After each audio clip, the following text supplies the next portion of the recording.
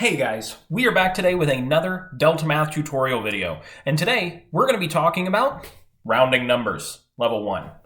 Alright, so here's our problem. It says round 0.956 to the nearest tenth.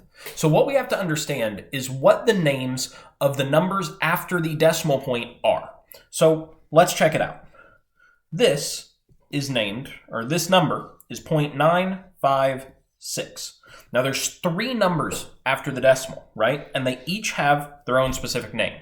Now, not 9, 5, and 6. Of course they're called that, but this first number after the decimal is always what we call the tenths place.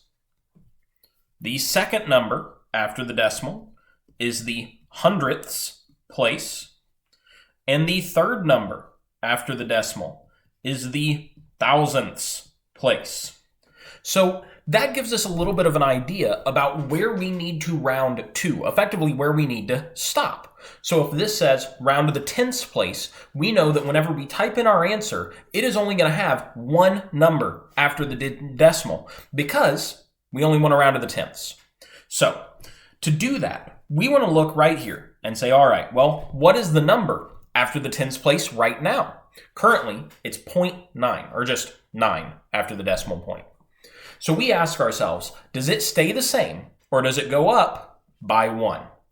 And we figure that out by the number after it. So we're going to be looking at the 5 in this case. Now, the 5 helps us determine this because if that is a number between 1 and 4, then what happens is it stays the same.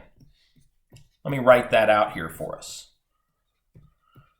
However, if it is a number between 5 and 9, then our current number goes up. So 5, of course, is between 5 and 9. So that tells us the 9 in front of it goes up. Well, what does a 9 go up to? 10, right? 10 is after 9. Now, we're going to recall back to some of our youth in,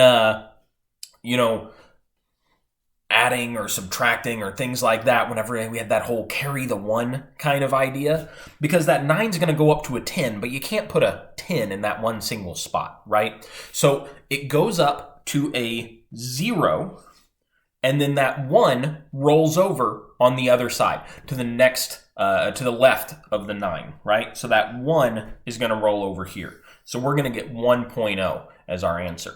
Now you'll notice that 6 didn't even play a role. It didn't even need to be there, right? Because that thousandths place doesn't have any impact on our tenths place. Let's go ahead and type in our answer. Make sure we got it right. All right, 1.0, and bam, look at that. We did it. Okay, let's try out one more problem before we end the video here. This says round 5.98 to the nearest tenth. So yet again, we're talking about the same part of the number, right? So 5.98. Now, of course, this 9 is the tenths place. The 8 is the hundredths place. I'm just going to label it with an H. And then this time we actually have a number in front of the decimal, right? Now that's called the ones. So what we want to do if we want to round it to the tenths is we care about that number right there. We care about that 9. So we want to ask ourselves the number after it, the number following it, that 8, what does it do? Does it make the 9 go up or stay the same? Well, we said before that span of numbers we're looking for is either 1 through 4 to be the same or 5 through 9 to go up. Now, of course, 8 is between 5 and 9. So that 9 is going to go up. Just like in the last problem, that 9 is actually going up to a 10. Right? So we are going to see that that tenths place where that 9 currently is turn into a 0, and then we're going to carry the 1 over to that 5, over to the ones place, the number on the left of the 9. So 5, and then 1 more gets to be 6. So it turns into 6.0, which you may think is the same thing as 6, but 6.0 is a little bit more specific. We actually have to include that 0.0 for it to show that we're rounding to the tenths. If we don't include that 0.0, all it means is that we rounded to the ones place, and that's not what the problem wanted us to do. All right, guys, if you have any questions about this, leave them down in the comments. Let me know. don't forget, like and subscribe, and check out my other videos for more Delta Math tutorials.